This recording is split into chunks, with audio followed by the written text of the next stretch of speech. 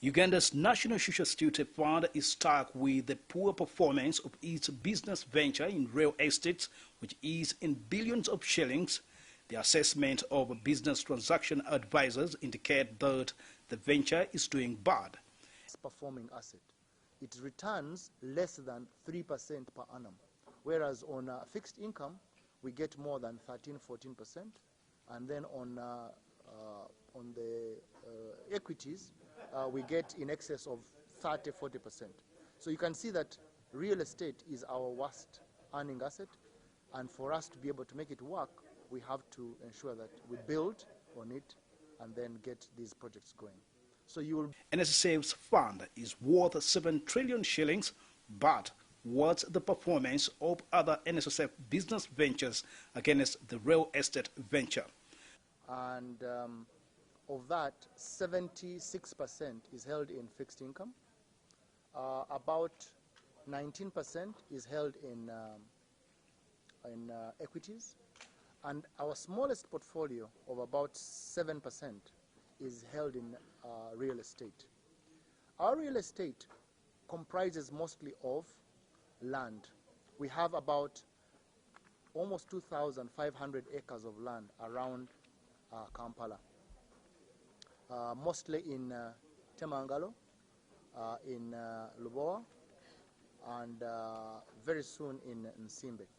So, away from the poor performance of the 7% of the fund sunk in real estate business, top on agenda is to have the pension fund liberalized. A bill to this effect is before Parliament, seeking to allow private players in the pension scheme market. However, what's the position of Nssf about government's proposal to break its monopoly? By liberalizing the pension sector and reforming it, there will be more players, there will be more products, it will be attractive to members of the public, and therefore there will be more liquidity that goes into the pension sector. The pension sector, as I mentioned, is the funder of the long term.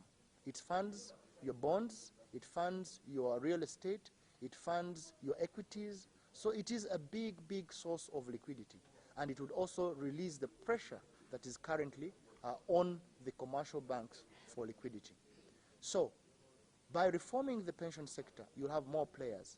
But more importantly, you will have new products, right? Today, people don't save for pension because they say that I will get my money when I'm 55.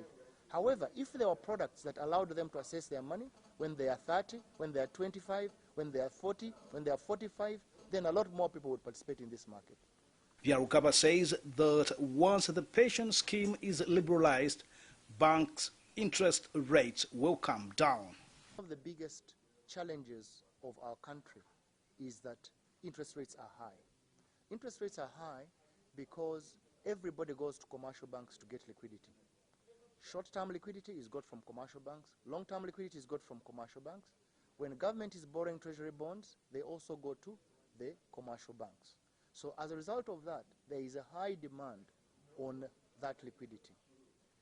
While experts on pension schemes have advised the Uganda government to go low on liberalizing the pension scheme, however, Vyarugaba says that there is no undertaking that comes without risk. There is risk. With everything that we do in life, there is always risk. And the risk is that you need a system that is controlled, okay? So one of the ways you control it is, obviously, you need to create.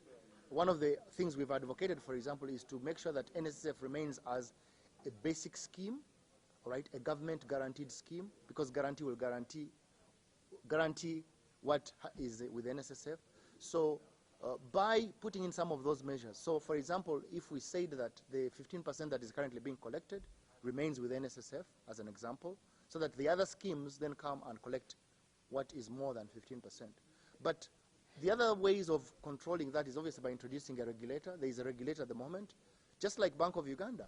Bank of Uganda regulates banks, and that's the reason why the banking system is safe, right? They introduce measures, they make sure that people are following good corporate governance, that there is a bit of transparency, that there are laws and regulations that make sure that banks do not lose money. So by having a good regulator, the pension scheme also can be protected.